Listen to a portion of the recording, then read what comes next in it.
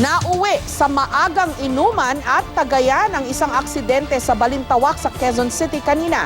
Bumaha kasi ng beer sa kalsada nung nahulog ang mahigit 1,000 case ng beer mula sa isang truck. May report si Jay Sabale. Yung mga kaon dyan, wag nyo nang anihin. Buwan pa lang ng Hulyo, pero nagbisulang Oktoberfest sa Cloverleaf, Balintawak kanina madaling araw. Kanya-kanyang diskarte ang mga tao sa lugar. May kumukuha ng bote-bote. Meron namang pinaplastik pa ang mga ito. May mga wais at namili pa ng maigi. Nakikipagpatentero pang iba sa mga sakyan para maitawid ang mga nakuhang beer. Ang mamang ito, tatlo-tatlo pa ang tinakbo.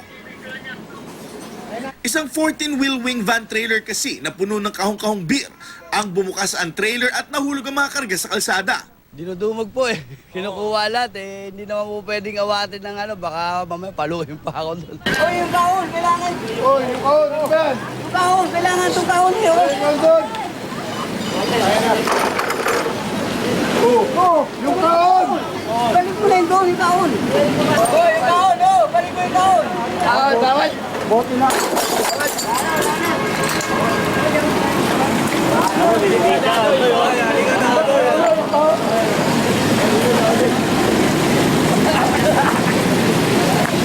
Marami ng tao eh. Marami na nagkukuha. Hindi na halos namin makontrol. Ang isang to, lulusot pa nang mapansing kinukuhanan ng kamera.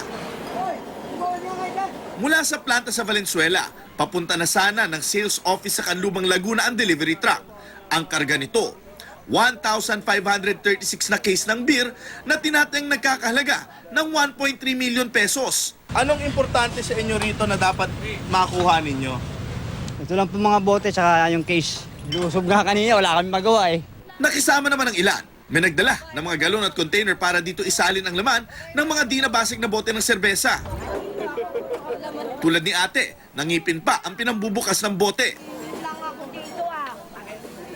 Si Yolando Castro, nasa bahay daw nang marinig na may ganitong pangyayari. Naki-beer fiesta na at may bottle opener pa. Para panigurado eh. Saan ka pa? Kumbaga sa gira po, kailangan kumpleto ang lala.